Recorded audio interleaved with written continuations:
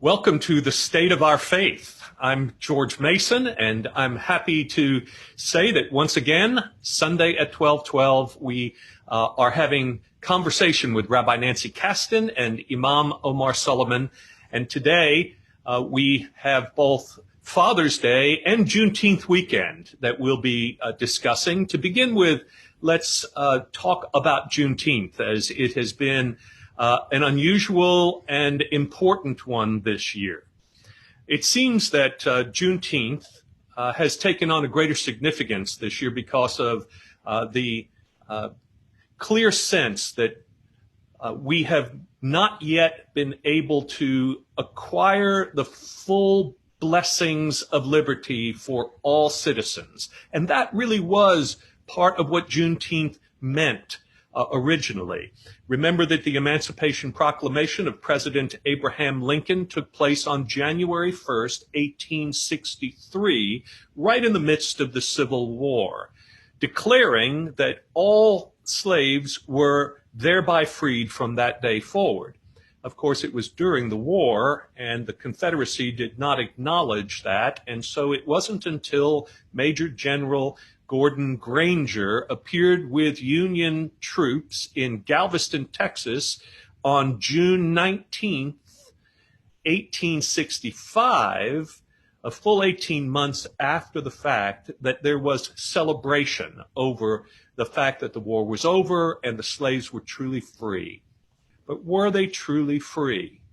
Omar, what are your reflections about Juneteenth and its significance in our country, both then and since then, and especially now?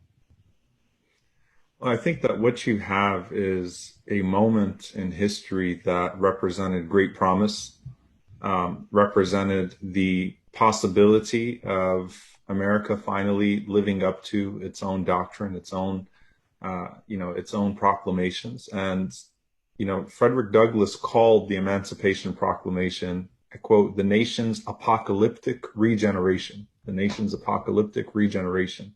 So it'd be really difficult to try to capture the jubilation and the celebration in the streets, just at the, a document that was barely a few hundred words that represented a turning point or was supposed to represent a turning point in the history of people who had been robbed of their dignity and their basic human rights. And I think that it's important for us to honor that, first and foremost, to say that what people felt that day as that news had reached them, what they felt in terms of the promise coming to life for them, what they felt in terms of a light in the midst of all of that darkness, is a spirit that we have to carry through with our work, because we want to make sure that that celebration is honored by it actually being embedded in the systems that have continued to unfortunately render us in the situation over and over and over again. And so I think it's aspirational. I think it's when we say, and I give this example from the airport, in the wake of Muslim ban, when the chant, tell me what America looks like, this is what America looks like. I think there's something very powerful about using the aspirational to inspire us forward, because there is a recognition that America has been through multiple reconstructions, but this sin of the degradation of Black people, which has taken form in so many different ways, and often those in power have shown an unwillingness to do what is necessary to stop that degradation. And so we see after Juneteenth, the federal government comes here to the South, enforces that proclamation, or gives the indication that it is going to be around to make sure with its troops that Black people actually have the realization of that freedom. And then once the federal government withdraws and shows that it's not going to do what it had indicated that it would do to ensure the rights of Black people, particularly here in the South, then you have lynchings. After lynchings, you have Jim Crow. You have reparations for the slave owners, not reparations for the enslaved.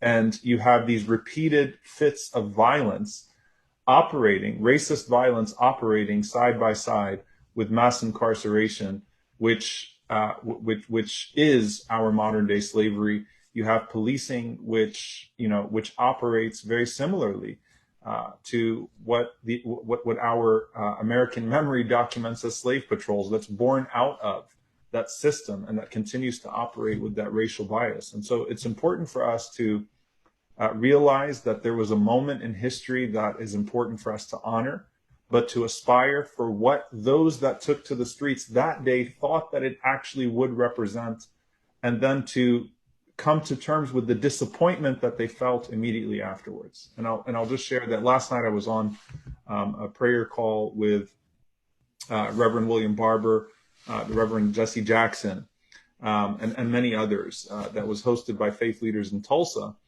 And seeing Reverend Jesse Jackson, I just couldn't stop thinking about I am somebody, right? I am somebody. And that idea that I think ties into very much so Father's Day, right? The degradation of Black men that has really resulted in very unique forms of Black protest to insist on presence, to insist on dignity, to insist on existence. And so we capitalize or we try to capture that celebration, and we try to make that celebration more meaningful by actually realizing it to its full extent, while coming to terms with the disappointment that soon followed afterwards, with the different mechanisms of slavery that continued, that we still face the consequences of today.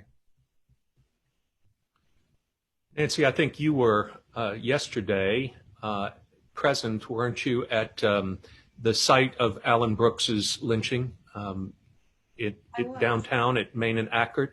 What were your reflections for Juneteenth around our community's presence in the streets and what it meant here in Dallas? Well, first of all, I mean, I have to tell you that as someone who grew up in Massachusetts, I had no idea what Juneteenth was. I mean, I think I first became aware of it when Ralph Ellison's book came out with the title Juneteenth. I didn't know what it was. And even in the 30 years that I've lived in Dallas, I have to say I've never really participated in any observances of Juneteenth. I'm embarrassed to say, I should say. But, you know, one of the things as I tried to educate myself about it, and, you know, all these things are connected, the lynchings and the historic and systemic racism in this country, and the hiding of emancipation from the people who had been emancipated, and the reasons for that. And I've been trying to educate myself. And one of the most poignant things as we talk about this on Father's Day is how many slaves who were freed were at a loss because they had experienced their masters as a father figure. And this whole what I'm kind of interested in is, how did the idea of the father and the idea of the master get so intertwined? And we also, see recollections from slave owners who really feel connected to their slaves in a very paternalistic way. And yet they were enslaving them. So I thought about this, and it's such a, it's a very complicated and multifaceted conversation. But I thought, well, let me go back to the story of Abraham. Like, who was Abraham? The father of all of our traditions. And even in his name, so his name originally is Avram, which means the father of many, or many nations. But when he's told, when God tells Abraham, you're going to be the father of many nations, he changes Avram's name to Abraham. And that insertion of that Hebrew letter Hey is an indication that becoming a father, becoming a parent, becoming a progenitor, and being responsible for the blessing to come demands a certain kind of intimacy with God. That Hey is the Hey that's found in Yahweh, Yud Hey Vav Hey. And God names Abraham and includes part of his own name in that, in order to indicate this really sacred duty of parenthood. of course, the complication is that we see God being vengeful. We see God being destructive at times. And I looked at I was comparing two different models of Abraham, first with Sodom and Gomorrah, when, God ostensibly wants to wipe out all the people of Sodom and Gomorrah, and Abraham basically bargains with God. And he stands up, he says, if there are some righteous people among these sinners, are you going to wipe them out along with the sinners? And he kind of bargains down to the numbers until it's not even a question anymore. And this whole idea that even God could be vengeful, and God being the ultimate parent, it calls upon us to think about, how do we take responsibility? How do we grapple with the failings as well as the strengths of our descendants? So you have the idea that Abraham defends the people of Sodom and Gomorrah, there were many sinners among them, according to the Hebrew scripture. And yet when it comes time to the binding of Isaac and God asks Abraham to sacrifice his son, Abraham just goes. Where is Abraham then? He's not even there to be a father to protect his son. There's no argument. There is only this sort of passive obedience.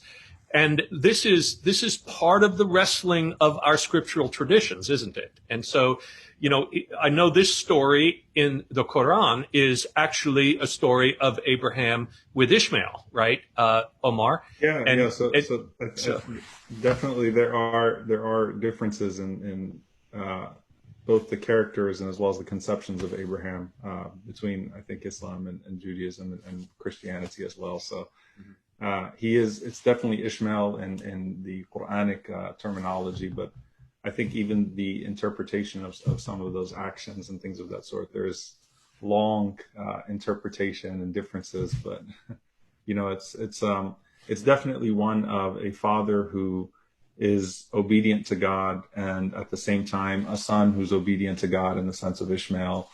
And there's a lot when it comes to Hagar and Ishmael, and it's actually, as we're coming into the Hajj, honoring, into the season of honoring Abraham in what takes place, particularly around that scene with with his son Ishmael, with Hagar, and the entire Hajj basically honors all of those stages and phases. But when you peel away a lot of the ancient culture and the questions of why one would sacrifice a child to begin with to a god, and we get to the end of the story, so much of the biblical witness of our scriptures requires that you be patient until you get to the end of a story, right? To really get the significance of it. Noah and the flood, for instance, and things of that nature. There were other ancient versions of this, but in the end, what we see is that God does not want a child to be touched, that God does not want a child to be sacrificed, that God wants the vulnerable and the weak and the marginalized to be cared for and protected, that our fatherly duty, in other words, is to intervene and protect, to believe that God will provide another way, not to believe that God requires some sort of sacrificial offerings in order to keep the world going and for us to be blessed. And this brings us back, I think, to our situation today in the United States as we continue to pursue the question of what is the role of violence in our society.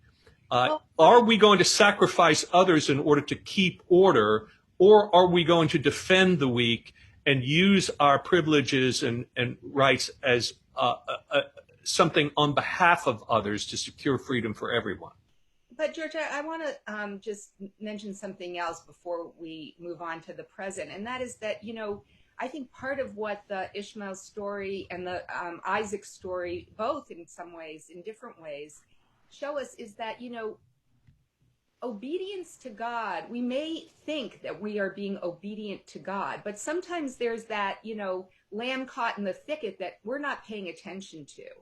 Or there's the spring, the wellspring of water that is out there if we just let go a little bit of our hold on someone. So I think, in terms of this idea of what Wow. it is to be a father, Wow. I think that I think sometimes we think that fathers have to be all knowing and all powerful, and they always know what the right thing to do is. And Wow. they can enforce that to whatever extent they are able to, right? And it takes a lot of, I think, suffering sometimes for men to realize that fathering also includes looking out to find other ways of getting, the way that Abraham does with Sodom and Gomorrah. Let's think of a different way to take care of this problem. Right. You know? Right. So one thing, when I think of that story, because it's really interesting, because it would be like unpacking the entire Ishmael story, and I know we don't have time for that, but what's Mother's very Day, we'll talk about Sarah and Hagar on Mother's Day next year. How's that? That's a whole other. Yeah, maybe so. The pelting of the three stones that represents, they're called the Jamarat, that represent that in Hajj, the stones that are symbolic of who the devil is. That no one actually believes that you're actually pelting the devil himself, but it's actually symbolic of the struggle of Abraham and the temptation of Abraham, and then the temptation of Hagar, and then the temptation of Ishmael. But what's embedded in that for us is that when people honor God, it's sort of the unfolding of the plan of God, right, with them, that God had no intent to abandon Abraham or abandon Hagar, or abandon Ishmael. Hence the well of Zamzam sprouted afterwards, when Hagar was running in between the two hills with her child Ishmael, wondering whether or not God was going to rescue her. Abraham having the full trust that God was going to rescue her and save her, and then the well of Zamzam coming out. And I'll actually connect it to something contemporary of how powerful that is. When Malcolm X was assassinated, he had 4 daughters, and his wife Betty was pregnant with 2 more. So 6 daughters now, that were left behind by this young father that was assassinated at the age of 39 years old. And Dr. Betty Shabazz, who was only, 29 years old at the time, pregnant with twins, Dr. Betty Shabazz, who had already gone through so much as a Black woman in this country, to have to deal with a husband that was on the front lines of the civil rights movement, and that, had to constantly deal with assassination attempts and then finally assassination. She goes to the Hajj that Malcolm had intended to go to the next year. And so Malcolm had intended once again in 1965 to go to Hajj again. It was a month after his assassination. Betty, pregnant with twins and with 4 daughters, goes to Hajj, possibly being the second African American to make the Hajj pilgrimage. And she says that she did not come to the conclusion that God would take care of her in the midst of all of that pain and in the midst of all of that suffering. The only time she really felt the contentment was when she started to carry out the ritual between Safa and Marwa, the 2 hills where Hagar ran with Ishmael. And she said, I knew God was going to take care of me in those moments. And so every year, millions of people, and in fact, every day, commemorate the struggle of Hagar in the absence of Abraham, and God taking care of her and honoring her in that situation. And, that's how history plays out. So it actually does tie into our contemporary civil rights movement as well. With the story of Hagar and Abraham, with Dr. Betty Shabazz, who was a remarkable woman, similar to Dr. Coretta Scott King, that often doesn't get much credit when we speak about the history of those movements. So we're coming from Juneteenth, and the sense of both the hope of true freedom for Black slaves in this country that was, in a sense, delayed and denied for 18 months because of the war, and now for 150 years since, as we continue that struggle toward freedom. And we're going to move next week toward our independence celebration as a nation. So much of the language of our country is about freedom, about liberty. And the 4th of July represents that to us, and we celebrate our freedom and independence from England at that time. But really, America has been a project all along of liberty, hasn't it? That how we might extend our Declaration of Independence and our concept of freedom to everyone present in this country. I'm reminded of Langston Hughes's poem, Let America Be America Again. And in the language, of course, of Make America Great Again, Langston Hughes, this remarkable Harlem Renaissance poet, said, let America be America again. Let it be the dream it used to be. Let it be the pioneer on the plains seeking a home where he himself is free. America never was America to me. And the poem goes on, and basically what he's saying, of course, over and over again is America claims that it is a land of freedom. It's never been that for me and for our people fully, but let it be that. Let it finally be that. And part of what's going on in the streets today, I think, is this simple cry of, please pay attention, America. Please pay attention. We have not secured true liberty and freedom for all Americans yet. And I think that's part of the challenge as we move from Juneteenth to July 4th. Yeah, I think that we're having a confusion in this country about freedom from and freedom for. You know, what is, there is no true freedom without responsibility. And, you know, there are certain systems of oppression, just as the British were creating a system of oppression for America, that need to be overthrown. But at the same time, that doesn't obliterate the social contract between people who are trying to, we have to stand up for everybody's independence, for everybody's freedom, and that means sometimes giving up some of our freedoms and independence. Yeah, I think of Frederick Douglass, the 4th of July is yours, not mine. You may rejoice, I must mourn. You know, and I remember particularly last year or year before, we're protesting in front of an ICE detention center on the 4th of July celebration. And as I was watching Colin Kaepernick and in my hometown quarterback Drew Brees play out, Yeah, right. you know, and you know, Drew Brees was asked this question about Drew Brees, who's done an incredible amount of good work for the city of New Orleans, who I had the pleasure of knowing personally, saw his charity work up front, but he was asked about Colin Kaepernick's protest stance, and he goes on instead this long answer about what the flag means to him, which totally missed the point, for which he apologized, of course, and that played out very interestingly in the city of New Orleans and in the official Twitter sphere of the president. But I think one thing that's crucial for us to understand is that, you know, when people say that America is to be sanctified, to some that means symbols have to be sanctified, because some people have always felt respected and dignified and honored in this country. And so when you say honor America, it's honoring what people believe to be the source of what has given them that place of belonging and that place of privilege and existence. To others, you know, they just don't feel the same way. When the 4th of July comes around, when these things are taking place, they feel left out.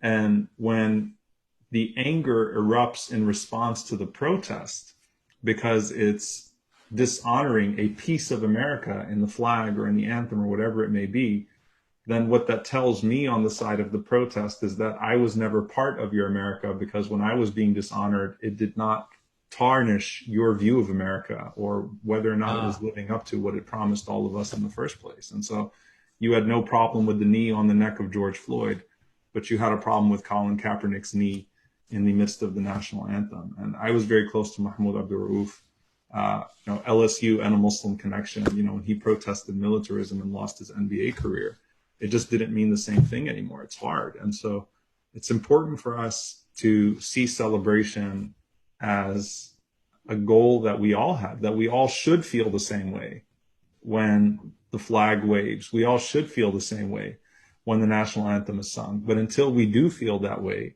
then we have to deal with the very real obstacles to, you know, to that widespread sense of jubilation and celebration that we have not been able to feel. Well, you know, yesterday I went to that march from the courthouse, the red courthouse, past Main and Ackerd and to the Frank Crowley building. And I wore my grandfather's talit, his prayer shawl. My grandfather came to this country from the Ukraine. He fled pogroms and conscripted service in the Tsar's army. And he came and he saw the Statue of Liberty, and that was a symbol of freedom and liberation. And he was able to come to this country. It wasn't easy, but, you know, I look at myself right now and how much my parents, my father, his son, and me and my brothers have been able to reap all the benefits that were promised to him. And there's no comparison between that and someone who dates their arrival on these shores to Virginia 400 years ago, when they were brought here not for freedom but for slavery. I mean, how do you reconstruct that? I mean, it's overwhelming. And until everybody like me starts reminding, and I said with my seat with the fringes of this prayer shawl, it's a statement, you know, this is the God of redemption for everyone. This is a God of history for everyone. And unless all of us are free, none of us are free. Well, I think this brings it back to what it takes for us to arrive there. One of the things that you mentioned earlier, Nancy, is that we simply did not know anything about Juneteenth ourselves. It's been a celebration for Black Americans for 150 plus years. But for many of the rest of us, we've been ignorant about it. It was not taught to us in school. It was not an official part of American history that most of us learned. And so part of what's happening now is, how can those of us who have not experienced what it means to be left out in the Black experience, how can we make it our duty, our sense of compassion and empathy to say, this is our story too, so that we join into this and we say, your burden is my burden. And we stop trying to protect our own rights and try to get you simply to acknowledge that America is a great nation. Instead, we join you in trying to make it a great nation by achieving the full blessings of liberty for everyone. Well, I think having honest conversation about policy. Look, if you love someone and you truly do believe in their dignity and their right to live in dignity, you don't try to silence them because you don't like the way they're demanding their dignity. You listen. And, listening does not mean, okay, well, this protest is really getting heated for this week. Listening means, okay, well, what are the demands that are being made? What are the asks here? I'm going to shed my very wrong misconception that you just hate America. I'm going to instead listen to why America has not loved you properly and what we can do to change that. The demands that are being made are very reasonable demands. So listen, we all just need to sit with these asks, these demands, and listen and say, okay, well, we have a lot of work to do, and this is not going to be solved. Systemic racism is not going to be solved in a few days. It's not even going to be solved in 100 days. As I said, the proclamation was a few hundred words.